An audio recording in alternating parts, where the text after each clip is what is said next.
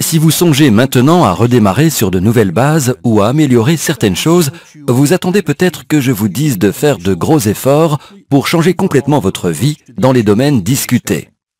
Eh bien non. Comme je l'ai déjà dit, la meilleure chose à faire est de commencer par faire de petits changements pour obtenir les premiers résultats et créer une dynamique. J'irai même un peu plus loin. Avant d'engager de sérieux changements, vous devriez tout d'abord prendre du recul et réfléchir à votre situation avant de planifier votre avenir. La première étape consiste à un temps de pause. Il s'agit là d'un pur moment de repos pendant 2 ou 3 jours au plus. Pendant cette courte période, concentrez-vous sur 2 choses. Réfléchissez à l'année ou aux 2 années précédentes, aux décisions importantes prises, aux projets réalisés et aux comportements adoptés ayant engendré inutilement un haut niveau de stress ou des problèmes de santé. Lancez-vous, soyez précis et prenez des notes.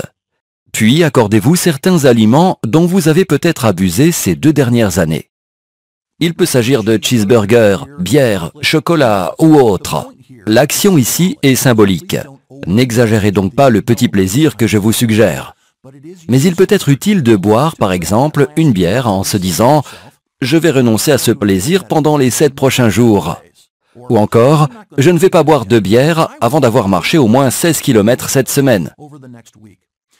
Profitez pleinement de ce plaisir avant de passer à la seconde étape, la planification. Il faut maintenant penser aux comportements suspectés mis en évidence, aux habitudes que vous souhaitez changer et peut-être aux nouvelles habitudes que vous devriez prendre. Soyez précis sur ce que vous voulez accomplir ou sur l'intensité de vos efforts. Le but est de déterminer de manière claire et concrète les étapes dans votre travail, votre vie privée et votre santé. Prenez maintenant votre agenda, car il est temps de passer à l'action. Réfléchissez à la première semaine, au premier, deuxième et troisième mois. Qu'il s'agisse du nombre d'heures de travail ou de sommeil, de votre alimentation ou d'une relation à clarifier, vous devez maintenant définir les objectifs simples à atteindre et les noter dans votre agenda. À la fin du troisième mois, notez « Contrôle trimestriel ». Vous allez alors réfléchir à ce qui a bien marché et donc à faire plus souvent, mais aussi à ce qui n'a pas bien marché, donc à modifier.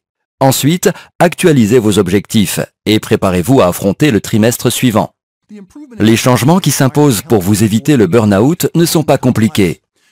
Soyez juste honnête avec vous-même et conséquent dans votre planification. Faites un pas après l'autre et vous ferez des progrès. Pour stimuler votre réflexion et votre planification, voici quelques conseils utiles. Vous cherchez à développer de nouvelles habitudes plus productives qui vous aideront à remonter la pente. En voici quelques-unes de mes préférées, relatives à chacune des 3 catégories de facteurs déjà vus. Au niveau du travail, prévoyez de multiples pauses durant la journée. Ainsi, vous choisissez sciemment de ne pas travailler pour vous concentrer sur la façon de recharger vos batteries. Bon, certains d'entre vous sont tellement occupés que cela semble impossible. Mais pour la plupart des employés, c'est possible. Envisagez donc 2 ou 3 pauses de 10 minutes chacune. Vous pouvez lire un livre ou le journal, faire une promenade ou rechercher une recette pour le dîner. Vous pouvez tout faire sauf travailler. Pourquoi cette idée simple est-elle magique? En travaillant 100% de votre temps, vous risquez de vous épuiser et de ne plus pouvoir vous concentrer. Par contre, en choisissant de ne pas travailler pendant 5 à 10% de votre temps, vous aurez plus d'énergie, une meilleure attitude et une concentration accrue.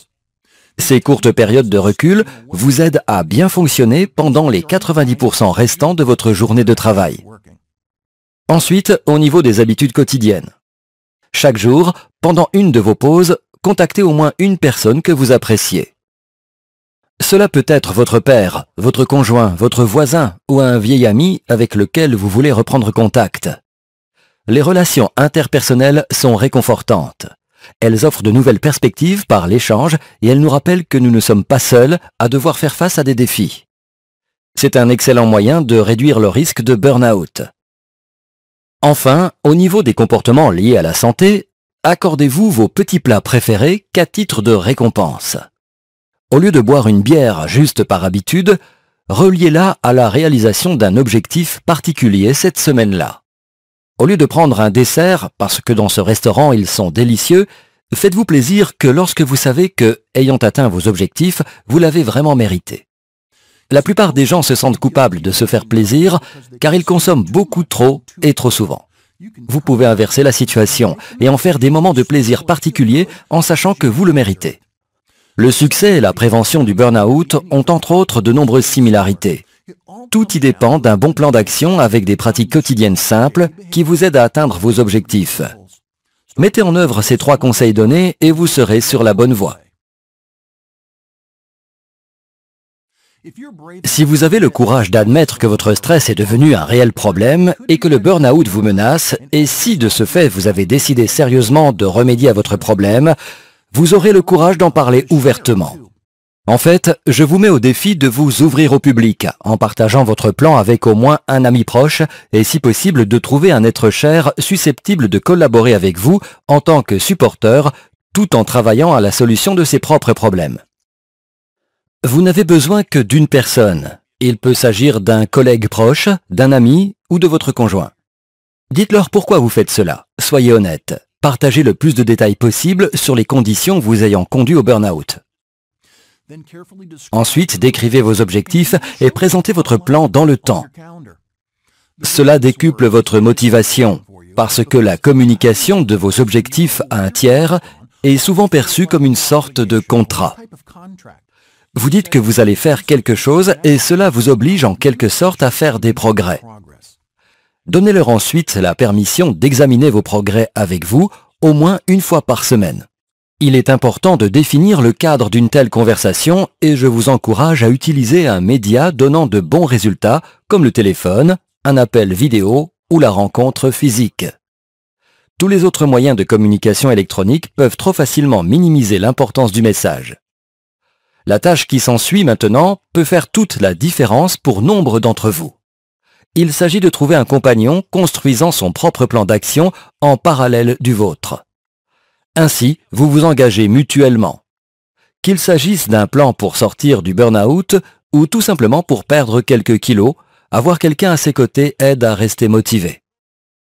Par exemple, vous souhaitez tous deux améliorer votre productivité de manière à travailler moins d'heures. Décidez alors de vous rencontrer 2 fois par semaine, à une heure et à un lieu déterminé, pour marcher ou courir. Ceci donne une bonne raison de quitter votre bureau à l'heure. Il existe de nombreuses approches créatives semblables vous permettant d'augmenter vos chances de succès. Un plan solide est nécessaire, mais cela aide de le partager avec une personne de confiance qui peut vous encourager et convainquez-la éventuellement de se lancer elle-même à vos côtés. Grâce à un tel effort d'équipe, le burn-out sera très vite vaincu et vous retrouverez votre plein potentiel. Bien, il reste une dernière chose à voir. J'aimerais vous poser une question. Nous avons parlé de burn-out et de la façon de s'en sortir. Mais avant de mettre en place un plan, dites-moi quel est l'état de gravité de votre situation. Peu importe la cause, une surcharge de travail, un manque de sommeil ou des soucis privés, quel est votre état réel actuel? Compte tenu de tous les facteurs en jeu, parfois vous pouvez vous-même résoudre votre problème, mais parfois ce n'est pas possible. Pour la plupart, suivre l'approche simple, telle que nous venons de la voir, va aider à progresser. Mais si vous n'êtes pas sûr parce que vous doutez de votre capacité à modifier certains facteurs, par exemple la personnalité de votre chef, ou parce que sur le plan mental et physique vous êtes tellement épuisé qu'il vous semble impossible de reprendre le dessus, eh bien dans ce cas, vous devrez faire ce que beaucoup ont du mal à faire, solliciter de l'aide. Vous pourriez ainsi vous adresser aux ressources humaines ou à un expert du programme d'aide aux employés ou encore à un mentor. Si vous êtes vraiment au bout du rouleau, il ne faut pas garder le silence et porter ce fardeau tout seul. Acceptez l'aide de quelqu'un. À un moment ou à un autre, tout le monde passe par là. Vous n'êtes pas le premier et vous ne serez pas le dernier. Demandez et acceptez l'aide. Plus tard, quand vous aurez franchi le cap difficile et que vous penserez pouvoir à nouveau gérer votre travail, santé et vie privée, revenez ici et suivez une fois de plus cette formation. Une compréhension de base du burn-out et un plan d'action solide pour en venir à bout sont à votre disposition. Vous méritez de réunir les meilleures conditions possibles pour récupérer. Merci de m'avoir laissé vous aider et bonne chance.